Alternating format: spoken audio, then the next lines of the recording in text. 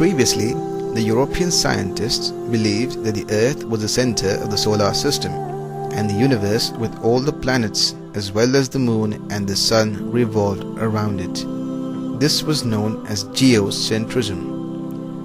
This was the belief since the time of Ptolemy in the 2nd century BC till as late as the 16th century, until Nicholas Copernicus in 1512 propounded the heliocentric theory of planetary motion. He said that it is the sun which is the center of the solar system, and all the planets as well as the earth revolve around the sun. Later on, a German scientist by the name of Johannes Kepler in 1609 wrote in his book Astronomia Nova that not only do the planets, including the earth, revolve around the sun, but they also rotate about their own axis. 25 years ago, we were taught in school that planets, including the earth, not only revolve around the sun, but they also rotate about their own axis. The whole solar system in the galaxy revolved around the sun, and in this context, the sun was stationary, as it did not rotate about its own axis. There is a verse in the glorious Quran in Surah Al-Anbiya chapter 21 verse 33 which says, "It is Allah who created the night and the day, the sun and the moon, each one in its orbit with its own motion." The Quran says that the sun and the moon, besides revolving, also rotate about their own axis. The Arabic word used here is yasbahun, derived from the Arabic word sabaha, which describes the motion of a moving body. If this Arabic word sabaha is used for a person moving on the floor, it will not mean that he is rolling. Instead, it will mean that he is either walking or running.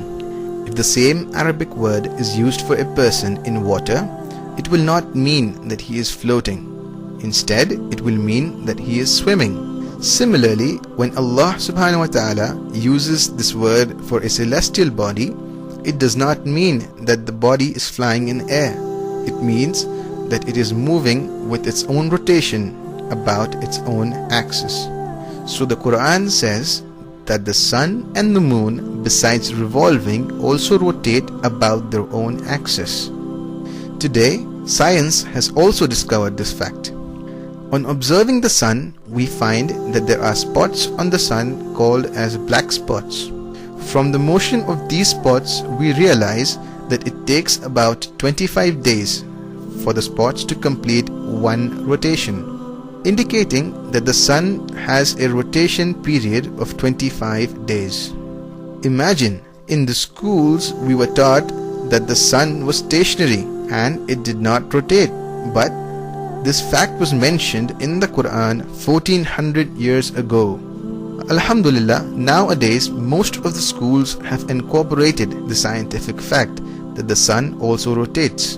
Whatever science has discovered recently has been mentioned in the glorious Quran 1400 years ago. According to Albert Einstein, the famous physicist and Nobel Prize winner, science without religion is lame, and religion without science is blind.